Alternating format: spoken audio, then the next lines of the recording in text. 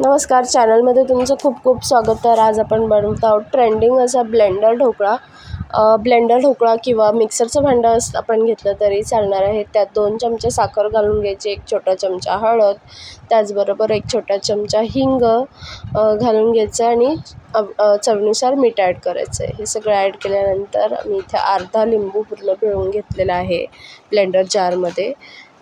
त्याचबरोबर 2 मोठे चमचे तेल ॲड करणार आहोत इथे आपण आणि अर्धा इंच आल्याचा तुकडा घेणार आहोत आणि 2 छोटे वाटी मी इथे बेसनचे घेतलेले आहेत आणि त्याचबरोबर 2 छोटे चमचे जाड रवासुद्धा मी याच्यात ॲड केलेला आहे. सो सगळं साहित्य आपण या ब्लेंडर जारमध्ये टाकून घेणार आहोत आणि 2 ते 3 मोठे चमचे पाणी याच्यात ॲड करून सगळं मिक्सीमधून मिक्स करणार आहोत. अशा प्रकारचा ब्लेंडर जार नसेल तुमच्याकडे, साधा आपला मिक्सरचं भांडं असेल त्याच्यातसुद्धा केलं तरी चालणार आहे. सगळं मिश्रण आपण पातेल्यामध्ये काढून घेणार आहोत.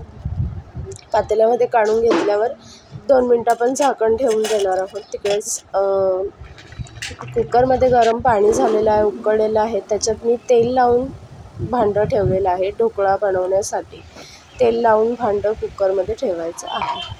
इथे मी 1 पॅकेट इनो घातले. व्यवस्थित मिक्स करायचं. पूर्ण बॅटरमध्ये इनो व्यवस्थितपणे मिक्स झालं पाहिजे. त्यानंतर कुकरचं भांडं काढून घ्यायचं आहे. ढोकळ्याचं बॅटर पूर्ण भांड्यामध्ये व्यवस्थित टाकून घ्यायचं आहे आणि अशा प्रकारे झाकण लावून शिजून द्यायचं. साधारण 20 ते 25 मिनिटांनी आपला ढोकळा तयार होतो. जर कमी प्रमाणात असेल तर 20 मिनिटात तयार होतो.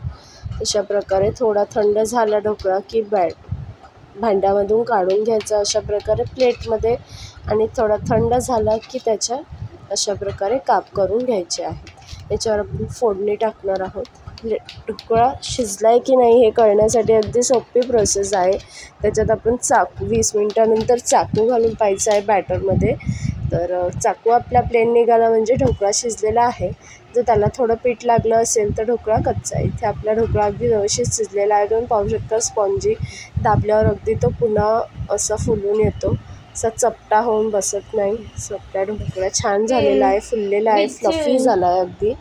सो इथे मी तडका घालून घेतला आहे. तडक्यात राई, हिंग घातली मी थोडीशी आणि त्याचबरोबर थोडे जिरे घातले, कढीपत्ता, हिरवी मिरची आणि तीळ घालून घेतले. पाणी आणि साखर ॲड केलेलं आहे. सो इथे मस्त तडका असा वरती पसरून घ्यायचा. आपला ढोकळा खाण्यासाठी तयार आहे. नक्की ट्राय करा. चॅनलला लाईक, शेअर, सबस्क्राईब करायला विसरू नका आणि काही प्रश्न असतील तर कमेंट करा. मी कमेंटमध्ये तुम्हाला उत्तर देईन. चला तर भेटू पुढच्या व्हिडिओला.